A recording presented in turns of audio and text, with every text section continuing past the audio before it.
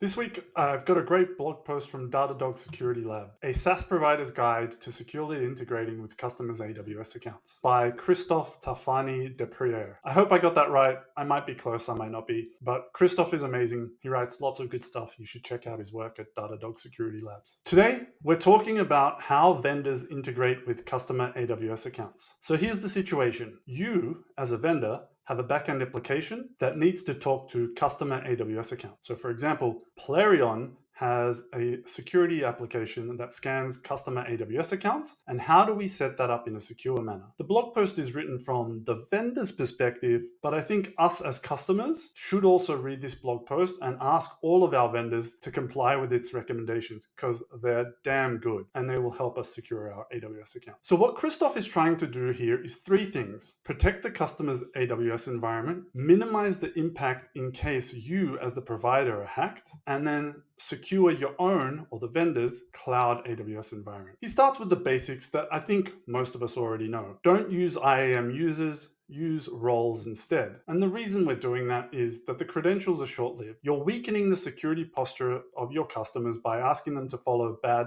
IAM practices by using users. You don't have to store the credentials if you're using roles, which limits what liability you would have. If your backend application leaks customer cloud credentials, then they are only valid for 12 hours. And if the attacker doesn't use them quickly enough, they'll be gone. And again, they'll only be able to do whatever they need to do in 12 hours, which is great, whereas IAM users live on forever. Simple, but great advice. Now, when I started doing AWS security research a long time ago, this was a real problem. It's not really a problem anymore. Everyone's using roles nowadays, but it's still a good thing to remind people of. Generate a random external ID and have your customers enforce it in their roles trust policy. And the reason we do this is to prevent what's known as a confused deputy attack. Imagine that a customer AWS account has already been set up and the customer has provided the vendor permission to be able to go assume a role in their account. Now comes along a bad person who says, hey, I want to sign up for an account. My account is actually this one, 22222. The backend vendor application tries to assume that role, and because the real customer has already provided access to that role, it works. That's what's known as a confused deputy attack.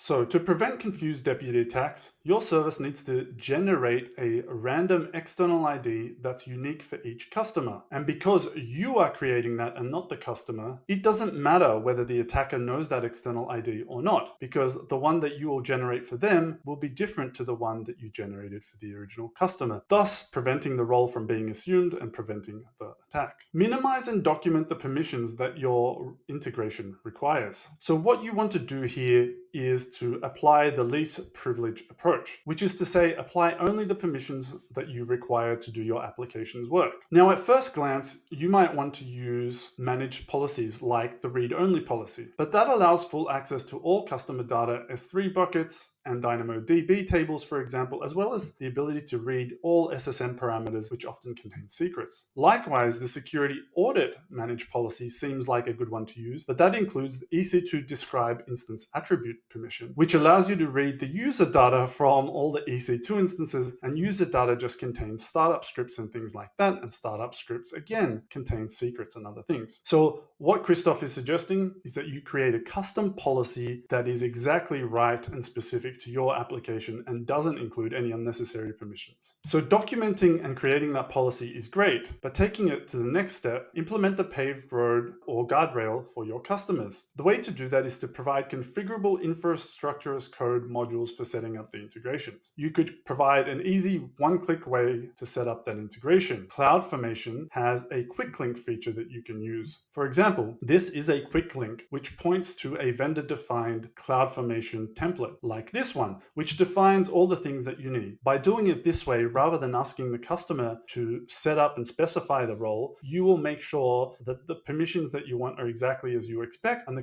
customer can't really make a mistake. The other benefit of that is that you're reducing friction in your setup time because the customer has to click and run once rather than having to do it themselves and try and debug it, etc. They know they're getting the right policy and right template. You could enable automation by providing a Terraform provider with a resource to configure your AWS integration. Now, Terraform is maybe the most popular infrastructure as code approach. If it's not, then CloudFormation is. Using both or either is a great approach. Probably some of your customers will use a little bit of each. Refuse to assume the integration role when the external IDs are not enforced. So for example, if you've had your customer set up the role themselves and they haven't applied an external ID, or they've set it up automatically but for some reason removed the external ID, what you can do is try to assume that role without that external ID, and if it works, you can throw an error to the customer and say, hey, we really do need you to apply that external ID or our product won't work. This ensures that your customer doesn't make mistakes to get your product to work.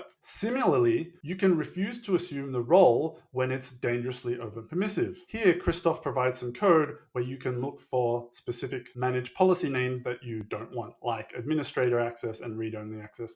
But you can define whatever criteria you want and say, hey, if this role is overly permissive, I'm not going to use it because the risk is too high, and the customer will have to change it. You could treat your outbound integration role as a crown jewel. So what does this mean? Well, first it means monitor usage of your outbound integration role through CloudTrail assume role events. You could do things like flag if the role is being assumed by a human operator. Obviously, your product should be doing all the work, not a human. The role is assumed by a non-AWS IP address. Assuming your product is built on top of AWS, all the calls should be coming from inside AWS. But if an attacker has somehow managed to do it from somewhere else, that's a problem. A specific session of the role is used in different locations. This could indicate that your backend application was compromised and that an attacker has exfiltrated the credentials outside of your environment.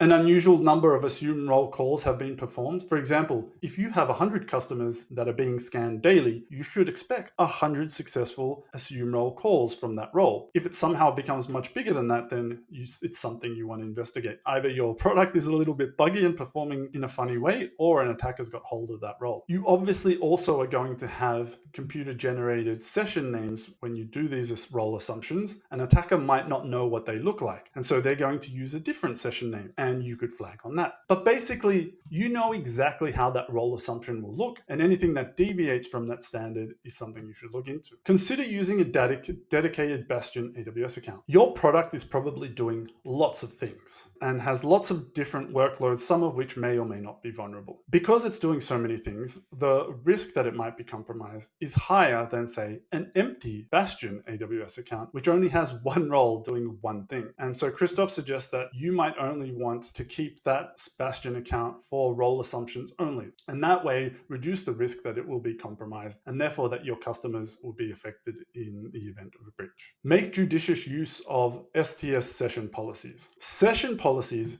allow you to apply a subset of permissions that you have on an integration role to a specific session. This is great because different parts of your product are going to be performing different functions. One part of your product might be doing some PII scanning, as Christoph points out. Another might be doing remediation. Another might be scraping costs. Each of those are going to call different actions. And so you can use session policies to limit that session to only the actions that that specific piece of your service requires. Thus, again, reducing the risk that if that session is compromised, that something bad will happen to the customer. You could publish a dynamic list of your application's IP ranges.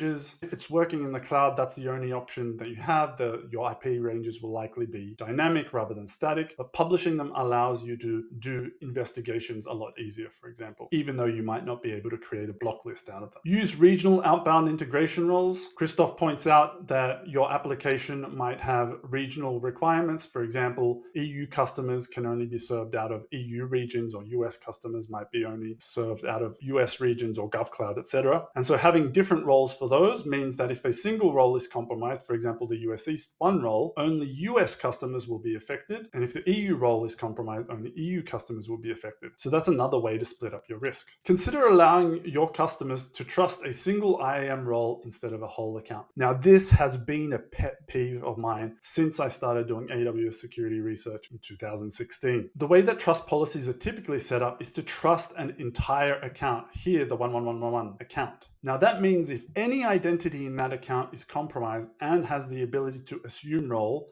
that identity will have the ability to assume a role in your account, which is obviously bad. What you want to do is limit it to a specific identity. That will require the attacker to get their hands on that specific identity to affect the customer. Christoph points out that this comes with some trade-offs. First, you'll never be able to change the role name as all your customers will be using it. And second of all, you won't be able to assume any of your integration roles if you happen to delete or recreate that role. And the reason for that is when you delete a role in AWS, the identifier of that role gets changed to this sort of like master identifier, and any references to that role name get changed to that identifier. You're sort of stuck in this limbo land. And even if you create the role with the same name, the pointers will be pointing to the wrong thing. Some additional considerations. This one's kind of esoteric, but interesting to think about. Running your applications in an AWS organization's management account can have unintended consequences. AWS organizations, you have this one main account, which can create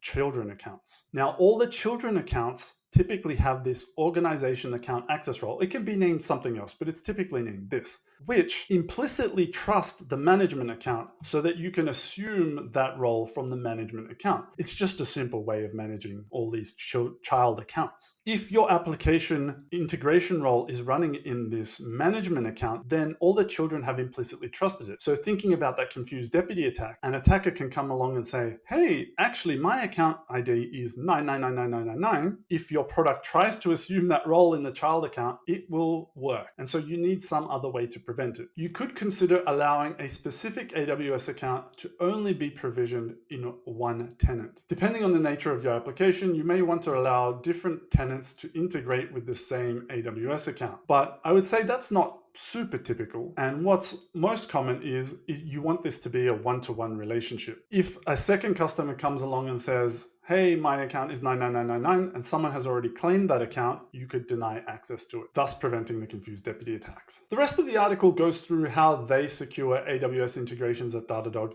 It's useful to understand, but I won't go through it here. You should be reading the Datadog Security Lab blog and Christoph's work as much as you can. And if you haven't already, subscribe to the AWS Security Digest newsletter. We send it out weekly, and it has all of this stuff already in there. I'll see you next time. Thanks.